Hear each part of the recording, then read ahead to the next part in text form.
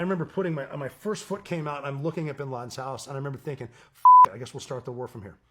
The woman that found bin Laden said, I don't know what it looks like inside, but there will be a stairwell going to the second floor, and you will run into Khalid bin Laden.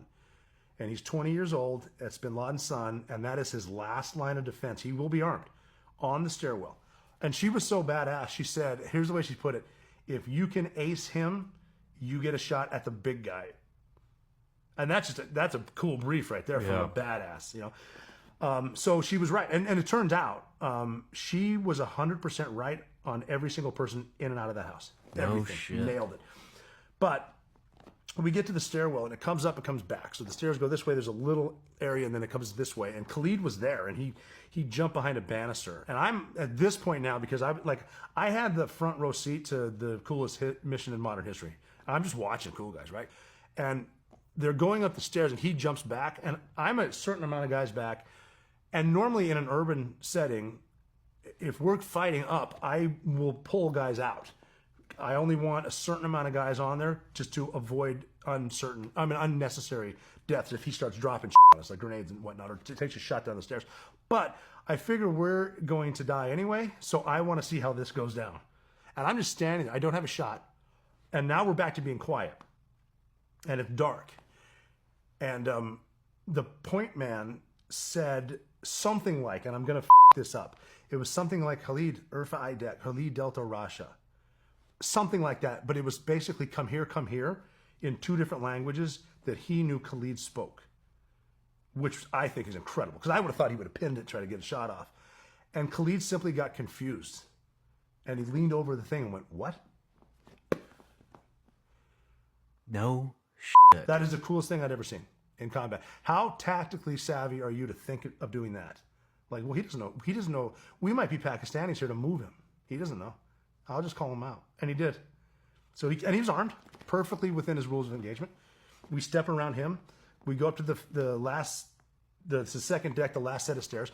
And I moved from this point from like the eighth guy to the second guy, because everyone else went to the right and to the left, because you want to clear, obviously, the area before you move on. But now we're down to two, and we're pointing at the last set of stairs. And above it, there was a curtain. It looked kind of like a shower curtain, but it was like a green olive drab type thing. And we can see there's sort of backlit. There's people moving. And we assumed those are the suicide bombers. But bin Laden's in there. And the guy in front of me took a shot before we got there. And they're moving around. And I'm the two-man. And my job as the two-man is to hold him and wait. His job is to simply look forward. Don't drop security, and I got you. And through effective communication, when it's your time to go, I will squeeze you. It's on. I'm just telling you through effective communication we have enough guys. But we don't have enough guys. We're out of guys. It's two of us. And I want four more. I'll take two. But he starts saying, we got to go. Come on, we got to go. He doesn't know it's me. He knows it's one of his guys. And what he's saying is those are basically suggesting those are the suicide bombers, but if we go right now, we can beat them. And I remember taking a deep breath, and it was by no means bravery on my part. It was more of a, okay, we're going to blow up now, and I'm tired of thinking about it. Let's get it over with. So I give him a squeeze, and he goes up, and he moves the curtain, and there are three people standing there. He didn't have even enough time. He just jumped on them. How he doesn't have a Medal of Honor is beyond me. He jumped on the grenade so the guy behind him could get the shot. Damn. So and simply because he went this way, I turned this way. And standing 3 feet in front of me is Osama bin Laden, and he's got his hands on Amal, his wife's shoulders. And I don't know what he's doing. He's not surrendering. He's maneuvering somehow. His hands are on her, and I remember thinking, he's taller than I thought. He's skinnier than I thought.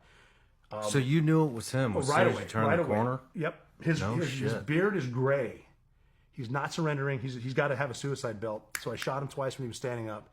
I shot him again on the floor, and then I moved Amal out of the way.